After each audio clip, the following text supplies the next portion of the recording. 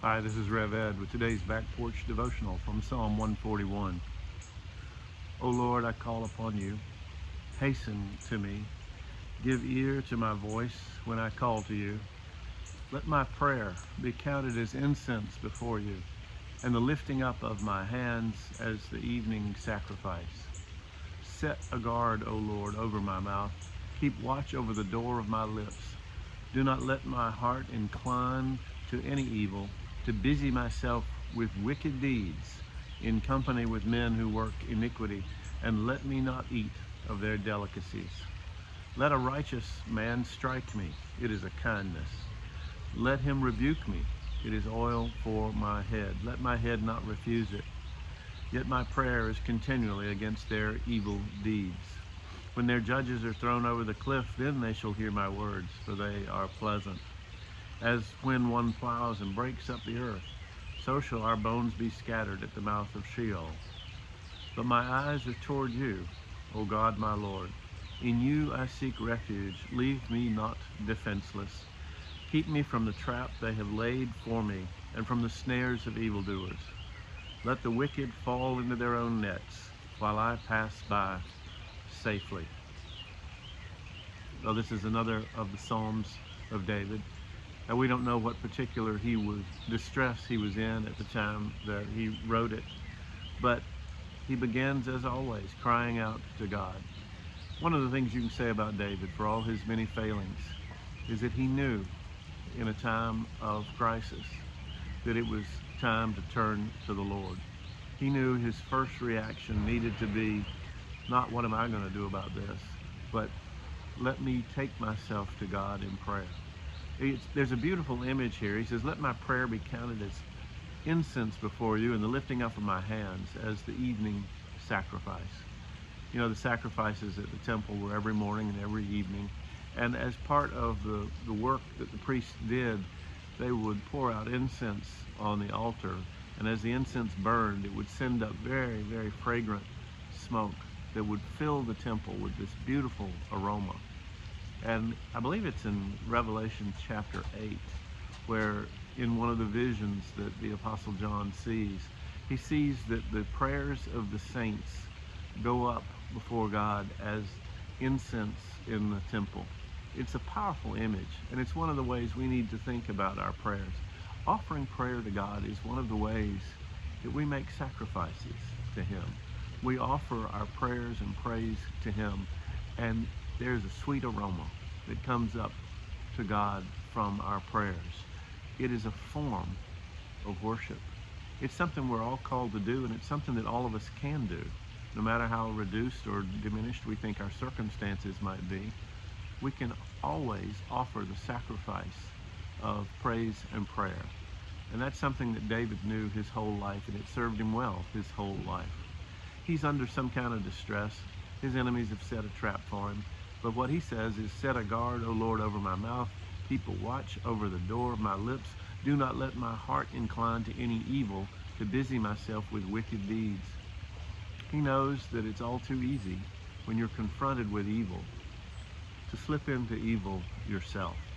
And this is something we have to constantly be on guard against. It's a crazy world, and there is a lot of evil and wickedness and strife and indecency and just stuff that makes you cry out against the injustice of the world.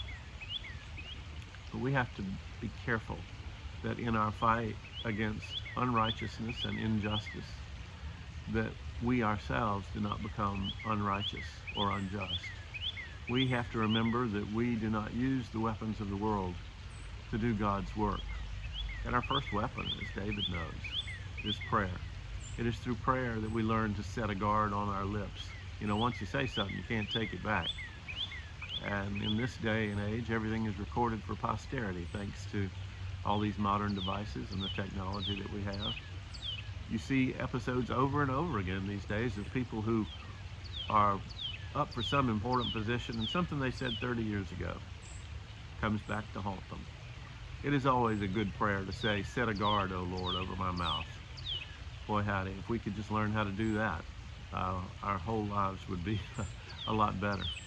Our words, anyway, are supposed to be blessings and not cursings. even for our enemies. This is one of the hardest things we have to grasp, but one of the most necessary. One of the ways that we can love our enemies is to pray for them, to pray that they would turn from their wicked ways. And as we are praying that, as we pray for a defense against our enemies, as David does, we must pray that we will not become like them in their wickedness.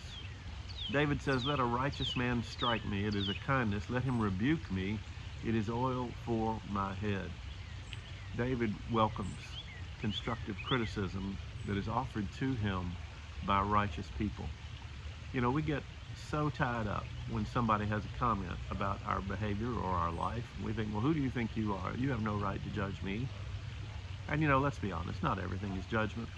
And God has put us in the company of other faithful saints to hold up mirrors for each other so that we might see ourselves as we really are, not as we like to think that we are. And it is a mark of integrity and honesty when a good friend tells you something that you don't want to hear.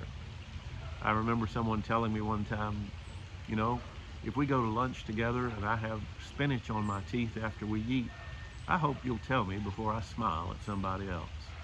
That's the image here. We need to have the courage to speak the truth in love to our brothers and sisters when something needs correcting. And if they know that we love them, they'll hear it. So when we know that others love us and they speak a word of correction to us, we should be like David and recognize that it is a kindness. It's like oil on our head. It is a blessing for us to have a way pointed out to us that we need to amend. Let's be thankful for friends who are willing to speak the truth in love. But whatever David's trouble is, he knows that he has one hope. My eyes are toward you, O Lord my God. In you I seek refuge. Leave me not defenseless. Keep me from the trap that they have laid for me. Let the wicked fall in their own nets, while I pass by safely. David is not going to avenge himself. He leaves that to God, which we need to remember. And we can trust that wickedness sows the seeds of its own destruction, and that God will bring it about in his time, which is always slower than our time. But we can trust him to take care of the wicked, and we can trust him to keep us safe. So we guard our ways, and we guard our mouths, and we entrust ourselves to a faithful God who has promised never to leave us or forsake us. And that's good news. God's blessings be upon you this day.